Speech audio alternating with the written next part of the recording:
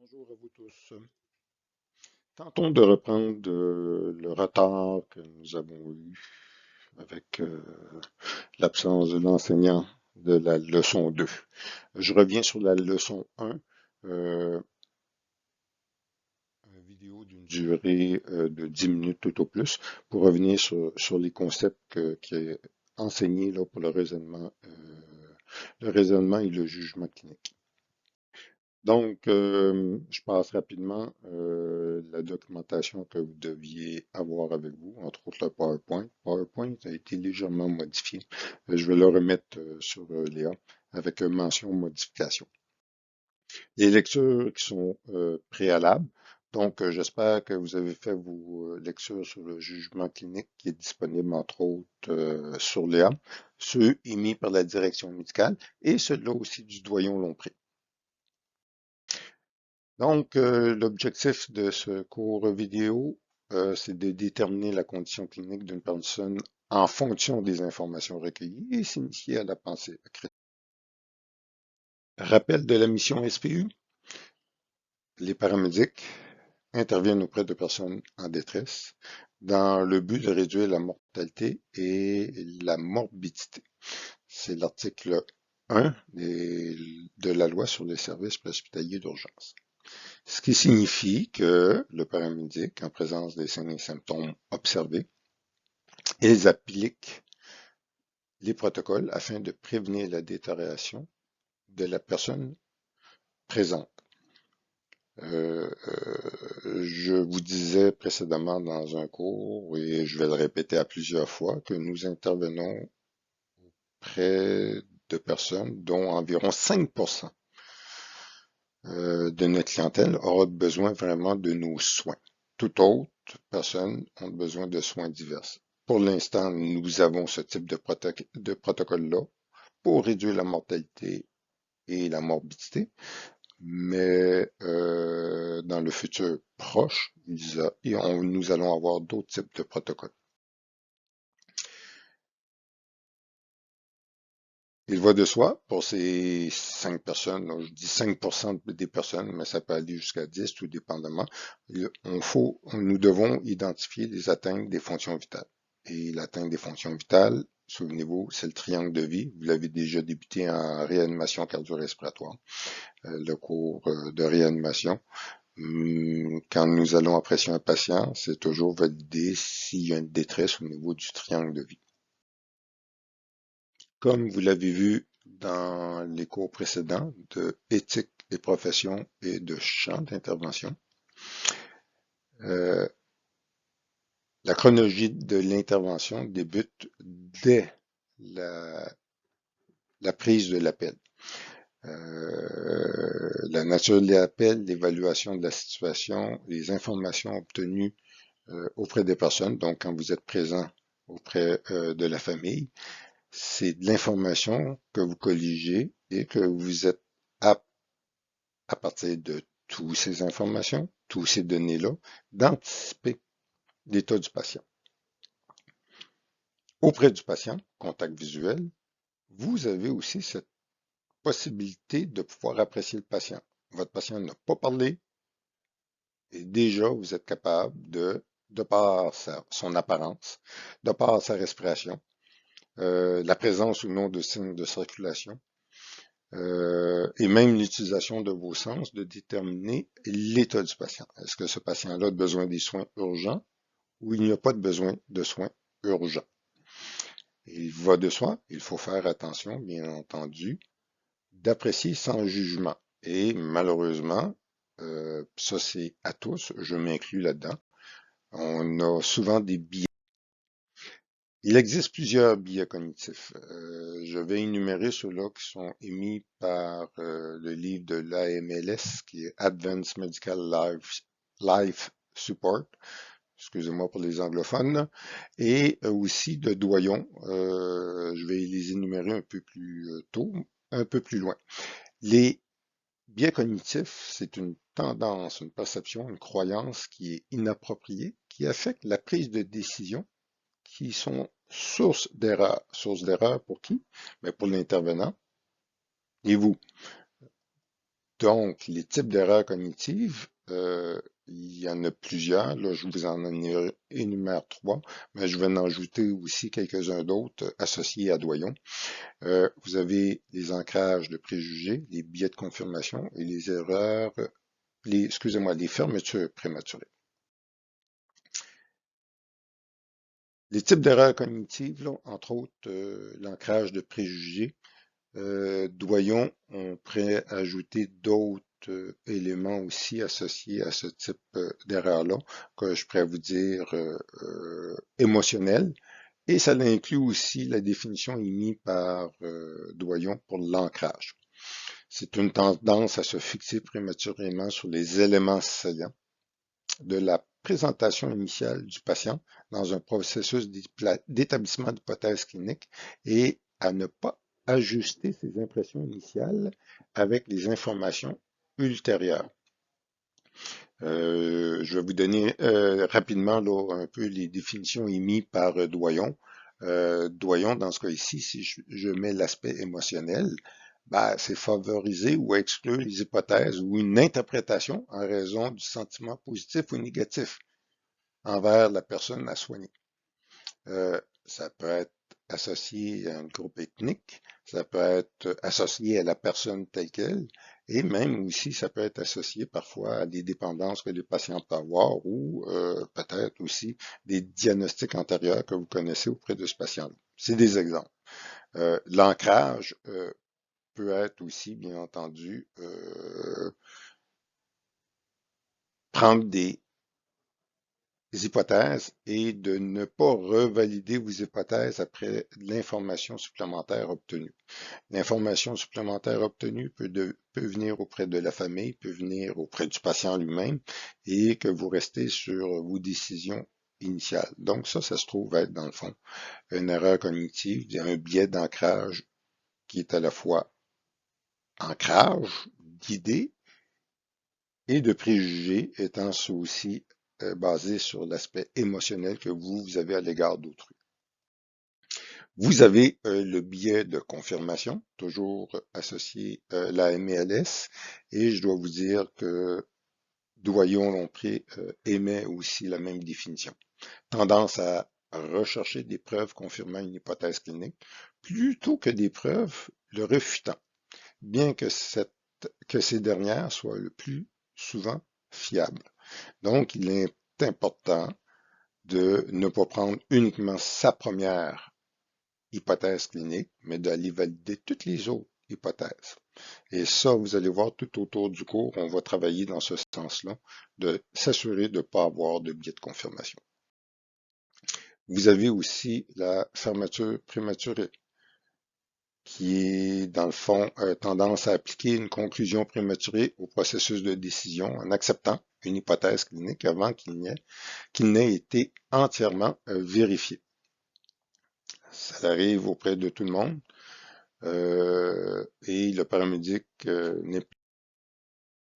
Si vous excluez l'ensemble de ces biais-là, par la suite, vous avez les systèmes internes, votre cerveau, dans le fond, comment il gère le traitement de l'information.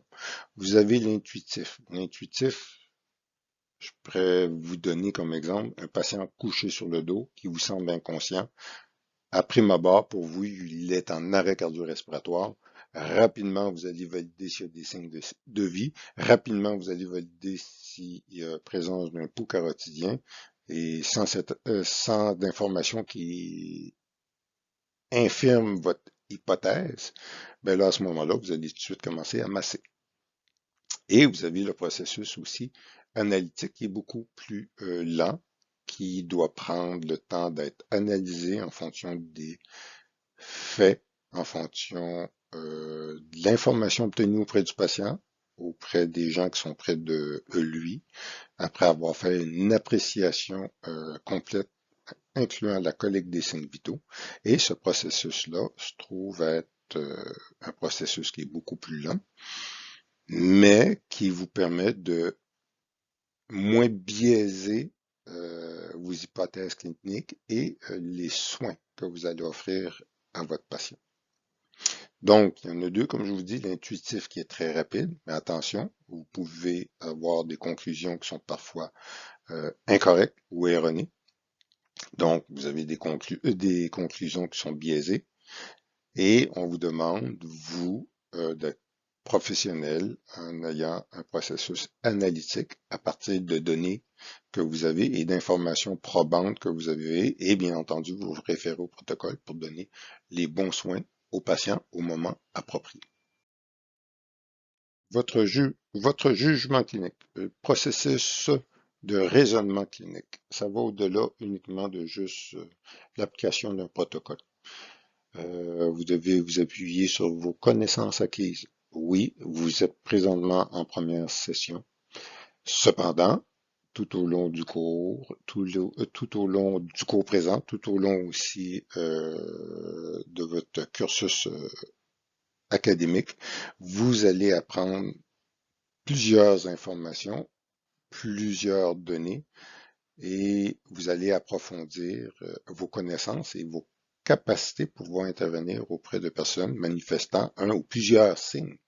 Et à partir de là, établir des hypothèses. Ça fait partie de votre jugement clinique. Le processus du raisonnement clinique, ben, ça vous permet d'évaluer la plainte principale, dis-je, et mettre plusieurs hypothèses. Et ben, confirmer ou infirmer vos hypothèses cliniques à partir des signes vitaux observés, entre autres, l'appréciation secondaire et avec l'outil aussi d'autres types d'outils diagnostiques. Vous pouvez aussi infirmer vos hypothèses et vous rediriger sur d'autres hypothèses. Et ça, c'est souhaitable, comme il est dit tout à l'heure, dans les processus de biais. Mais on s'entend, dans le préhospitalier, on intervient toujours auprès d'une personne qui est en détresse et notre objectif est de réduire la morbidité, au mieux la mortalité. Donc, dans le fond, si on retrouve des signes et symptômes qui nous permettent de pouvoir utiliser de façon appropriée nos protocoles cliniques, à ce moment-là, on peut offrir les soins à cette personne-là dans le but de réduire, je répète toujours, la morbidité et la mortalité. Ce processus de raisonnement clinique-là, il y a plusieurs façons de pouvoir le faire. On pourrait l'imaginer et l'imager de plusieurs façons. Je vais vous donner quelques exemples. Entre autres, si nous prenons le processus cognitif du jugement clinique émis par la DNM, la Direction médicale nationale, document que vous avez justement disponible dans sur Léa. Ils ont conceptualisé le jugement clinique avec cet ensemble de cheminement. Donc, vous avez une pensée qui est rapide, qui est intuitive tout le long de votre intervention, lorsque, bien entendu, le patient dégrade ou en fonction des informations colligées, parce que, exemple, vous avez des signes vitaux et les signes vitaux font partie de ce qui est anormal, donc soit une bradycardie ou une tachycardie. Et là, à partir de là, déjà, de façon intuitive, vous allez dire, ben, il y a une possibilité d'instabilité auprès de ce patient-là. Et vous avez aussi la pensée qui est lente, qui est réflexive. Vous avez un processus analytique qui dit, OK, j'ai une bradycardie auprès d'un patient, mais ce patient-là, peut-être que c'est une bradycardie qui est normale pour lui quand il est au repos. Donc, il faut aller chercher d'autres signes et symptômes dans le but de confirmer ou d'infirmer ce que vous venez d'avoir comme information. Donc, dans le fond, quand vous regardez le processus ici, ben, nous avons la première impression qui est très intuitif. Par la suite, les soins immédiats. Est-ce que cette personne-là, sa vie est en détresse ou non? Et une fois que vous avez constaté que cette personne peut vous parler, peut vous donner de l'information, mais à partir de l'information que vous avez, que vous obtenez, l'appréciation, dans le fond, primaire l'appréciation des signes vitaux, l'appréciation associée au questionnaire, des appréciations qui sont spécifiques, entre autres des outils diagnostiques tels que l'utilisation de l'électrocardiogramme en 12 dérivations, le fait de valider si le patient a une glycémie sanguine normale, des tests physiques que vous pouvez faire auprès du patient. En évaluant tout ça, ben, ça vous permet de pouvoir établir le traitement qui est approprié, opportun, que vous pouvez y offrir en préhospitalier. Il se peut que le traitement que vous voulez y offrir n'est pas urgent et ne nécessite pas un transport en centre hospitalier. Oui, je l'ai bien dit, il se peut que le patient ne nécessite pas de soins préhospitaliers d'urgence et de soins en centre hospitalier. Donc, à ce moment-là, vous allez faire appel à une infirmière clinicienne et on va y offrir un service qui est adapté en accord avec l'orientation que l'infirmière va lui donner. Donc, pour faire tout ça, bien entendu, vous devez avoir des capacités de jugement clinique pour pouvoir donner les bons soins aux patients et bien l'amener au bon centre hospitalier. Ça se trouve être, dans le fond, la conceptualisation que la direction médicale nationale, ben, la direction médicale du Québec perçoit. Si nous prenons le doyon, ben, la conception du jugement clinique auprès de l'infirmière, qui est dans le fond similaire à la vôtre, c'est toujours une base de sécurité des soins auprès du patient. Vous allez faire la collecte de l'information auprès du patient, vous allez faire l'analyse des données. Donc, dans le fond, c'est toutes les informations pertinentes que vous avez recueillies et vous allez faire votre analyse. Vous allez planifier des soins. On parle toujours, bien entendu, en soins hospitaliers auprès de l'infirmière, soit de la surveillance, soit des soins. Nous, ça serait plus effectivement des soins ou le diriger, dans le fond, vers les personnes qui vont pouvoir y offrir des meilleurs soins.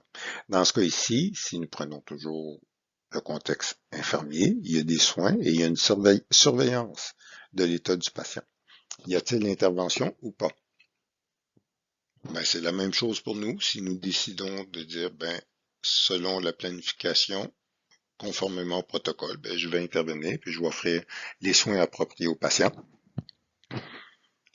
Puis mon objectif est de réduire la mortalité et la morbidité auprès de ce patient-là. Je vais intervenir.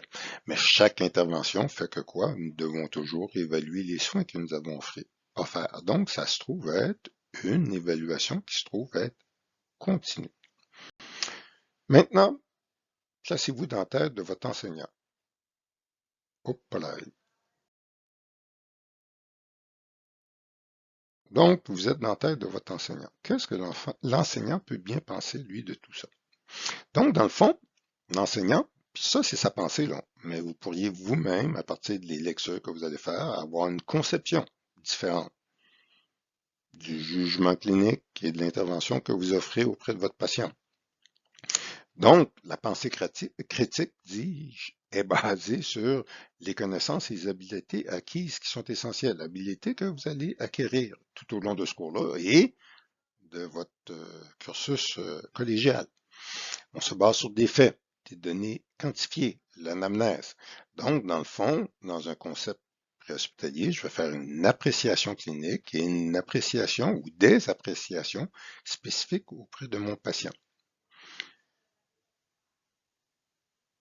J'essaie de changer ma diapositive, ça n'a pas l'air à vouloir fonctionner, excusez-moi, on poursuit là-dessus. C'est gelé, c'est merveilleux, j'adore ça. Excusez-moi. Bon, je reviens.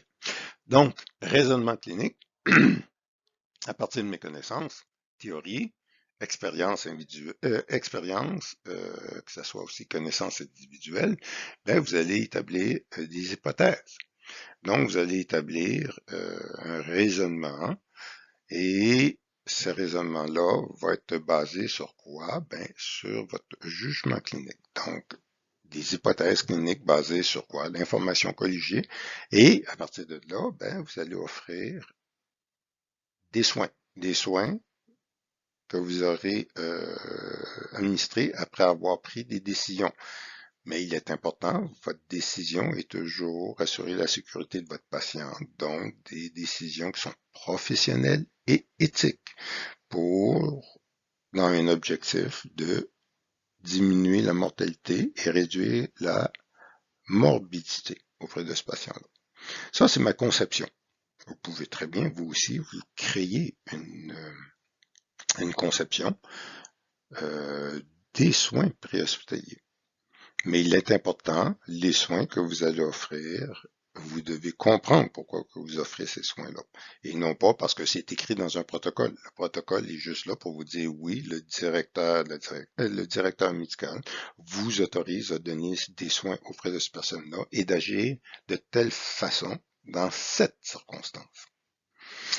Donc, dans le fond, ma mission, c'est de prévenir la détérioration de l'état de la personne et de l'amener au bon centre hospitalier vers les bons soins.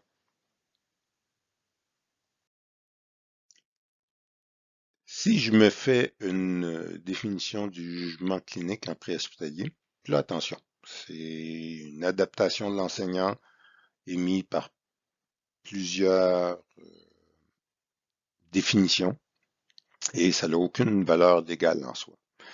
Mais j'exprime, moi, ma pensée en disant que le raisonnement clinique des paramédics peut être défini comme un processus cognitif et des stratégies utilisées pour comprendre la signification des signes et symptômes du patient, prendre des décisions cliniques éclairées, lui administrer des soins qui leur sont autorisés par les protocoles émis et, le cas échéant, dis-je, oui, acheminer le patient vers les soins et les services de soins appropriés dans le but de prévenir la détérioration de son état. C'est un cheminement que moi j'ai pris et c'est un cheminement que j'ai pris, puis mon objectif, c'est d'offrir des soins appropriés aux patients. On revient sur la base. Je vous ai parlé que le patient, c'est le triangle de vie. Nous, en soins préhospitaliers, nous pourrions définir le triangle de vie sur cette définition-là, définition que vous avez entre autres dans votre livre d'anatomie, physiologie de McKinley et aussi votre livre de Doyon-Lompré. C'est l'homéostasie, dans le fond. Puis l'homéostasie, on peut trouver plusieurs définitions. Je pourrais utiliser cette définition-là, qui est processus de régulation par lequel l'organisme maintient les différentes constantes du milieu intérieur, bon, l'ensemble des liquides de l'organisme, en des limites de valeur normale. Je pourrais vous donner aussi cette définition-là, qui est émise par l'Office de la langue française, qui maintient à leur valeur normale les différentes constantes physiologiques de l'individu, que ce soit la température, le tonus cardiovasculaire, la composition du sang et tout. Ça, c'est la définition l'Office de la langue française, définition médicale. En quelque sorte, ce que vous allez apprendre dans les prochains cours, c'est ça. Est-ce que je me retrouve à voir un patient qui a une homéostasie qui est en équilibre versus celle qui est non en équilibre? C'est un peu le raisonnement, dans le fond, de tout ça. Mon patient, l'homéostasie est normale, ben vous allez avoir des signes vitaux qui sont normaux, un état d'alerte, une orientation, un état psychique qui est normal. Mais nous, comme paramédics, nous devons identifier ce qui est anormal. Fait que la prochaine exposé que vous allez avoir, c'est sur les signes vitaux et je vais faire la distinction entre ce qui est normaux versus ce qui est anormal et ce que la direction médicale vous autorise à faire lorsque les signes vitaux sont anormaux.